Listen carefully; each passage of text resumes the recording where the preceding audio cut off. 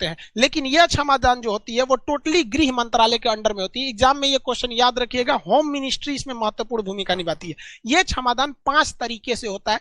अगर आप यूपीएससी या फिर पीसीएस लेवल का एग्जाम देते हैं तो ये जरूर याद रखेंगे, 5 कैटेगरी। अदरवाइज छोटा मोटा एग्जाम में तो राष्ट्रपति की क्षमादान शक्ति किसमें है, तो आर्टिकल 72 में, यही बहुत है। पहला होता है क्षमा यानी पार्डन। देखिए ये सबसे पावरफुल चीज होता है। जब कभी भी राष्ट्रपति गृह मंत्रालय के मतलब सलाह पर, अब हम बार बार नहीं बोलेंगे कि गृह मंत्रालय के सलाह पे, आप समझ जाइएगा कि जब भी डिसीजन लेंगे तो गृह मंत्रालय के सलाह पर लेंगे।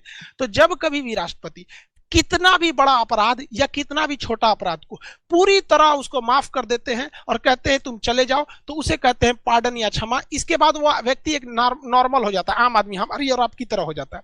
ये इतना पावरफुल होता है कि किसी व्यक्ति के खिलाफ अभी मुकदमा चल ही रहा है, चाहे वो हाई कोर्ट हो या सुप्रीम कोर्ट हो या डिस्ट्रिक्ट कोर्ट में, वो मुकदमा चलने के दौरान भी राष्ट्रपति कह सकते हैं कि नहीं नहीं इसे हम सजा से मुक्त करते हैं। तो ये ही चीज याद रखेंगे, इसमें पूरी तरह कंप्लीटली माफ कर दिया जाता है, अंडर ट्रायल में भी माफ कर दिया जाता है। ये सबसे पावरफुल होता है। तो पहला हो गया क्षमा। दूसरा जो होता है लघुकरण, इंग्लिश में इसे कम्यूटेशन कहते हैं। लघुकरण में क्या होता है कि सजा का जो नेचर होता है उसे बस बदला जाता है, लेकिन सजा की टाइमिंग को नहीं चेंज किया जाता है। इस बात को हमेशा ध्यान रखिएगा, इसमें केवल नेचर चेंज किया जाता है। जैसे किसी को 10 साल कठोर सजा है, कठोर सजा का मतलब जेल में आपसे कठोर काम करवाया जाएगा।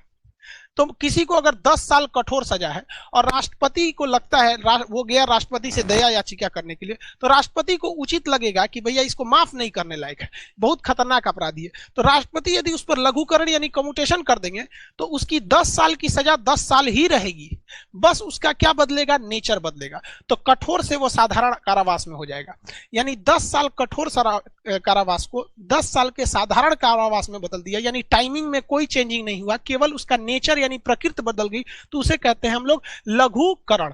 अब इसी लघुकरण का एक दूसरा रूप होता है, उसे हम लोग कहते हैं परिहार। देखिए परिहार जो है ये लघुकरण की तरफ मिलेगा, इसमें थोड़ा कंफ्यूज मत होइए, इसे कहते हैं रिमिशन। इसमें क्या होता है, ठीक इसका उल्टा हो गया। इसमें नेचर नहीं चेंज किया जाएगा, इसमें केवल टाइमिंग को घटा दिया जाएगा। इसमें नेचर चेंज नहीं होता है, टाइमिंग घटाई जाती है। जैसे 10 साल कठोर कारावास है, 10 साल कठोर कारावास है, देखिए इसमें नेचर नहीं चेंज होगा, कठोर का कठोर ही रहेगा, बस टाइमिंग घटा दिया जाएगा। 10 साल से इसे 5 साल कर दिया जाएगा। तो केवल और केवल टाइमिंग घटाएगा, तो इसे हम लोग कहते हैं परिहार के नाम से जानते हैं। ये क्वेश्चन आएगा तो इसमें कंफ्यूजन नहीं होइएगा। क्वेश्चन ये भी पूछता है कि वह कौन सा ऐसा चीज है, मतलब कौन सा प्रावधान है जो फांसी की सजा पे नहीं लगता है। तो देखिए भैया परिहार जो है ना, ये रिमिशन, ये फांसी पे लगता ही नहीं है। क्यों? क्योंकि भैया नेचर चेंज नहीं होना है, यानी फांसी का फांसी ही रहेगा, केवल टाइम को घटाना है। तो क्या टाइम घटाएगा, नहीं, इसे आधा घंटा की जगह 20 मिनट फांसी दो। अरे भैया 20 मिनट दो या 15 मिनट दो, टाइमिंग से क्या मतलब है, टांग दोगे मरबे करेगा वहां पे। तो ऐसा नहीं होता है। तो ये चीज याद रखेंगे, इसे फांसी की सजा पर कभी भी परिहार नहीं हो सकता है। हाँ, फांसी की सजा पे लघुकरण हो सकता है। जैसे किसी को फांसी हो गई है तो फांसी का नेचर चेंज कर दीजिए, उसे आजीवन कारावास में बदल दीजिए।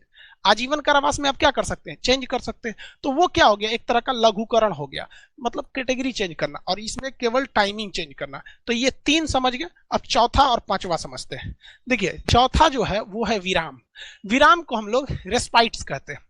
विराम कब लगाया जाता है, जब जेल में कोई कैदी है उसका हेल्थ खराब हो जाए, जैसे जेल के अंदर कोरोना हो जाए या उसे टाइफाइड हो जाए या बड़ी बीमारी हो जाए, तो उसकी सजा को कुछ समय के लिए रोक दिया जाता है और उसे नेचुरल मतलब जमानत टाइप में छोड़ दे सकते हैं, या फिर जेल में ही एक अलग से रखने की व्यवस्था कर सकते हैं। उसकी कैदी के नेचर पर डिपेंड करता है, ताकि जब वो स्वस्थ हो जाए तो उसे वापस जेल में लाया जाए।